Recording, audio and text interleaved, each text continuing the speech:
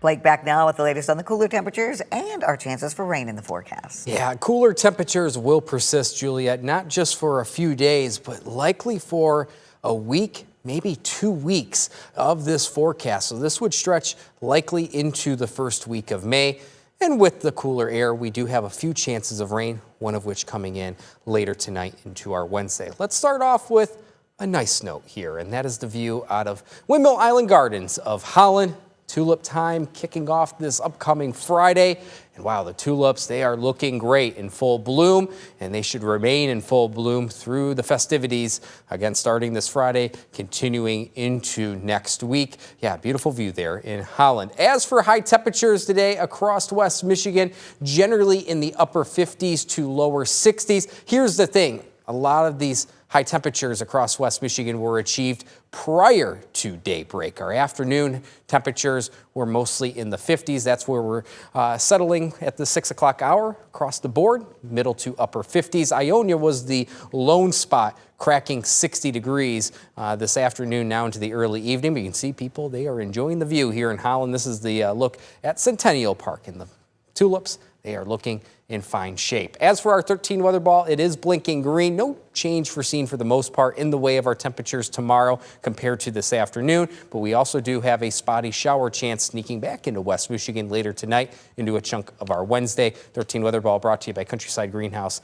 of Allendale. Numbers tonight will gradually settle into the 40s. Tomorrow, notice not much of a rebound, lower to middle 50s across the board. And on average, we should now be in the lower 60s in late April, so that's several degrees below average. If there is a silver lining, the wind will be a non-factor. That's coming off the heels of the wind damage yesterday.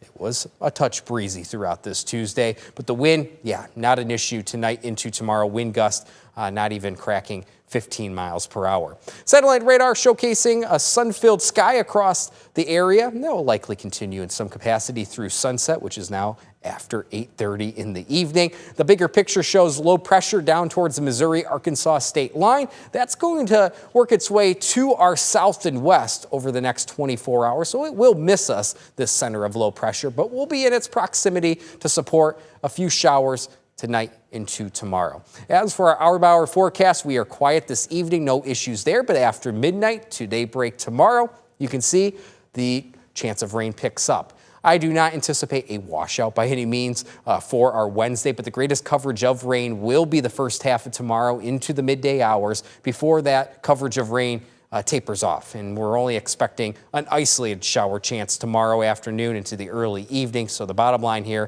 a few showers in the morning tomorrow, tapering off by the end of the day. Thursday, most of the day will be dry, but in the afternoon, a separate disturbance swings through the Great Lakes region. That, combined with some daytime heating, will pop off a few showers. Notice the coverage, very hit or miss, so this is not a washout by any means as well. So when we combine the two chances of rain, later tonight and tomorrow, and also Thursday afternoon, we're not looking at much. Maybe a quarter inch in a few spots. I would not be surprised many of us remain under a tenth of an inch in the way of total rain over the next 2 days, which is good news. We do not need much more in the way of rain.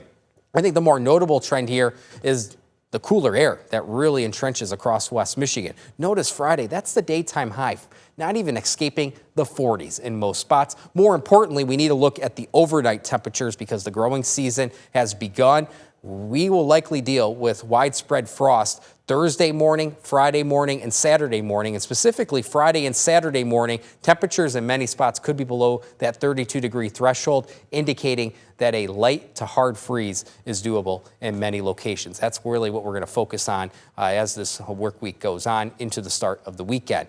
Unfortunately, if you're looking for sustained spring warmth, there really isn't much of it into the start of May. This is the overall pattern, troughing across the Great Lakes region. What does that mean? Well, that's a continued feed. The air mass will be out of Canada. That is a cooler air mass, of course, especially here in late April to early May. I think this pattern may hold strong all the way through the first week of May, potentially even into the second week of May. As for temperatures tonight, falling into the 40s, a quiet evening, but the chance of rain will pick up after midnight and especially by daybreak. Again, we are not looking at a major rainmaker by any means, but more on the pesky side later tonight into a part of our Wednesday. 13 on your side, 7-day forecast. Yeah, no May warmth in this forecast, Juliet. Friday, the 1st of May, only in the 40s.